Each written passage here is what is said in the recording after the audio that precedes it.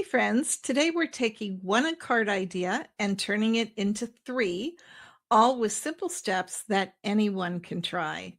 So whether you're brand new to card making or just short on time like I always seem to be, you're going to walk away today with some level of card design that will work for you and wherever you're at in your stamping journey.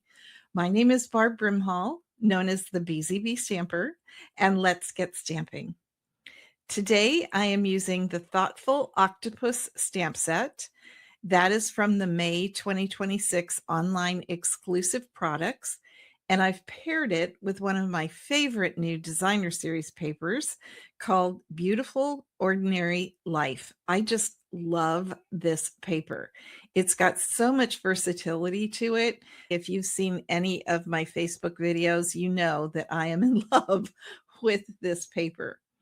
So for the first card, this is what I like to call the Busy Bee card for beginner card makers.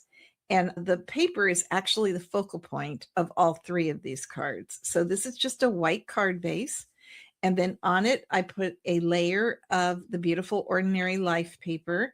And then the second piece is also the Beautiful Ordinary Life paper. And then I stamped Mr. Octopus in strawberry slush ink, added his face with black ink, stamped the balloon in crushed curry, and then the happy birthday sentiment, let me bring that up so you can see it a little bit better. That is stamped in Pool Party ink to coordinate with this background. So very quick and easy card, but I think an adorable birthday card for all ages and all genders. Now we're going to go to a worker bee card. This is a card that I stepped up a little bit more, and it uses the same paper, but I did add a third pattern. There's a striped pattern in that paper, so I added that behind. I added a second balloon and his little birthday hat on him, and if you look closely, you could see that there's a little speckle stamp that comes in this set, and I used it to make Mr. Octopus look a little bit more like an octopus. Same colors, same design, just added a few more things. Now, I will say that because there are no dies with this set, it's just a stamp set, you do have to fussy cut out, but trust me, if I can do these images, anybody can do these images. It just takes a little bit more time. And then for our final Queen Bee card, this is the card that's a little bit more over the top.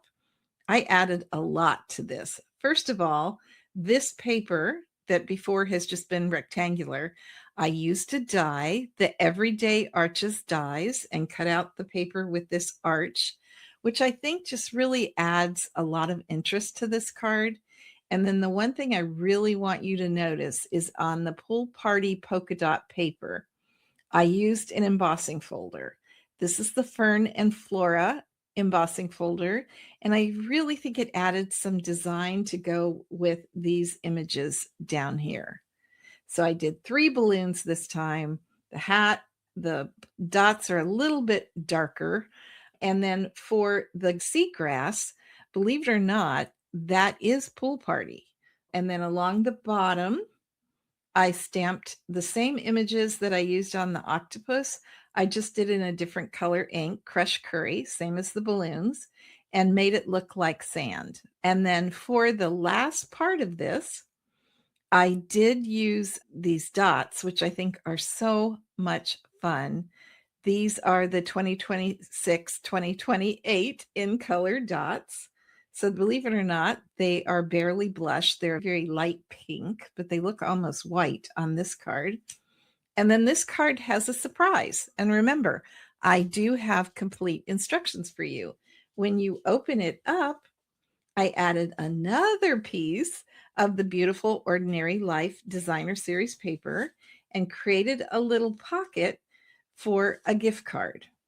So you could put a gift card, a check, anything in there that you wanted. Now, some people may find these leaves, which I was going with the whole fern and flora look here.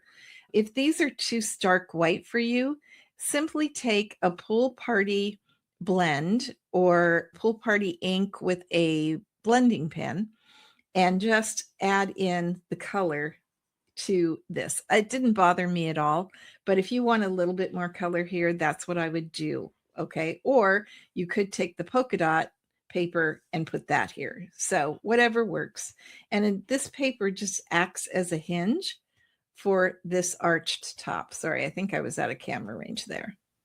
So you can see how that works. Very easy, but I think a really fun card. So it's got like a double open image. So you open the card, write a nice note inside, and then it's got a place for a gift card or a check since it's a birthday. So there you go, my friends. We have got our Queen Bee card. When you want to really go all out on a birthday card that you're making, we've got our Worker Bee card. And then last but not least, we have our Busy Bee card. Now, since there are no dies with this, these two levels are pretty close. We just added a few more things here. But if you really want to take it over the top, I love the Everyday Arches dies and the finished look it gives this card, not to mention you gotta love when there's a surprise inside the card. So there you go. Let me know in the comments below which one is your favorite, which one you would be more likely to make. And I'll be back next week with another Step It Up stamping video. Thanks for joining me today, friends. Talk to you later. Bye.